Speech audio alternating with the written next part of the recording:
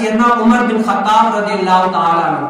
جب ملک شام گئے نا، ملک شام، تو حضرت سیدنا عمر بن خطاب رضی اللہ تعالیٰ عنہ کے لیے لذیذ لذیذ کھانے تیار کیے گئے، ایسے لذیذ لذیذ کھانے تیار کیے گئے کہ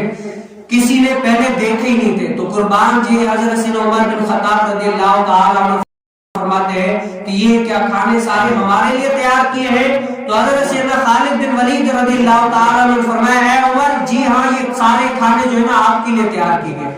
تو حضرت سیدنا عمر بن خطاب فرماتے ہیں بتاؤ جو اللہ تعالیٰ کی راہ میں شہید ہو گئے، اسلام کے لیے جانیں دی، اسلام کے لیے قربانیاں دی، انہوں نے تو ایک روٹی بھی نہیں کھائی، وہ جوار کی روٹی کے لیے تڑپتے رہے، جوار کی روٹی بھی ان کو میسر نہ آئی، کھجور کا دانہ کھا کر بھی اتنا کام کر گئے، آج میں اور آپ اتنے لذیذ لذیذ کھانے کھائیں گے؟ تو حضرت سیدنا خالد بن ولید رضی اللہ تعالیٰ عنہ فرماتے ہیں اے عمر بن خطاب ان کے لیے اللہ رب العالمین نے جنت میں ان کا حصہ رکھ دیا ہے۔